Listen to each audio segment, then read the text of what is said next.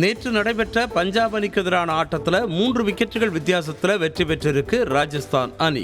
முதலில் பேட்டிங் செய்த பஞ்சாப் அணி 20 ஓவர்கள் முடிவில் 8 விக்கெட்டுகள் இழப்பிற்கு 147 ரன்களை எடுக்க 19.5 ஓவர்களில் 7 விக்கெட்டுகள் இழப்பிற்கு 152 ரன்கள் எடுத்து வெற்றி பெற்றது ராஜஸ்தான் அணி.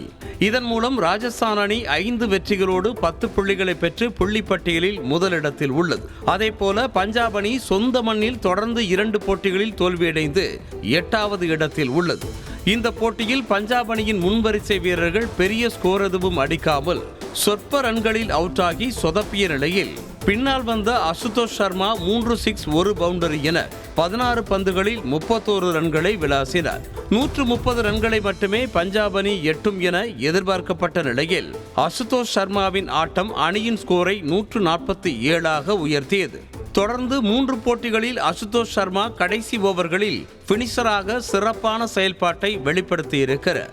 இதன் மூலம் 2024 IPL தொடரில் ஒரு இன்னிங்ஸில் 18 முதல் 20 ஓவர் வரை பேட்டிங் செய்து அதிக ரன்களை குவித்த வீரர்கள் பட்டியலில் 3வது இடத்தை பிடித்தார் அசுதோஷ் சர்மா. இந்த பட்டியலில் தினேஷ் கார்த்திக் முதலிடத்திலும் ஆண்ட்ரிஸ் கிளாசன் 2வது இடத்திலும் உள்ளனர். இதன் மூலம் இந்த ஆண்டில் நடைபெறவுள்ள T20 உலகக்கோப்பை தொடருக்கான இந்திய அணியில் ரிங்கு சிங்கிற்கு மாற்று வீரராக அசுதோஷ் சர்மா தேர்வு செய்யப்படவும் அதிக வாய்ப்புகள் உள்ளதாக கூறப்படுகிறது. அதேபோல அனுபவம் வாய்ந்த ஷிகர் தவான் காயம் காரணமாக போட்டியில் இருந்து விலகிய நிலையில் பஞ்சாப் கேப்டனாக ஷாம் கரன் நியமிக்கப்பட்டதும் பேசுபொருளானது.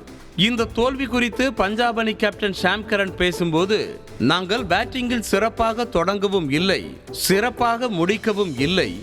ஆனால் கடைசி நேரத்தில் வந்த பேட்ஸ்மேன்கள் சிறப்பாக விளையாடினார்கள். 150 ரன்களுக்கு அருகில் சென்று இலக்கை நிர்ணயித்தது நிச்சயம் பாராட்டப்பட வேண்டிய ஒன்றாகும். அதேபோல பவுலர்களும் சிறப்பாக செயல்பட்டனர். ராஜஸ்தான் பேட்ஸ்மேன்களுக்கு அழுத்தம் கொடுத்து கொண்டே இருந்தோ, ஆனால் மீண்டும் கடைசி ஓவரில் சென்று தோல்வியடைந்தது ஏமாற்றம் அளிக்கிறது என கூறியிருக்கிறார். செய்திகளை உடனுக்குடனும் துல்லியமாகவும் தெரிந்து கொள்ள சப்ஸ்கிரைப் பண்ணுங்க.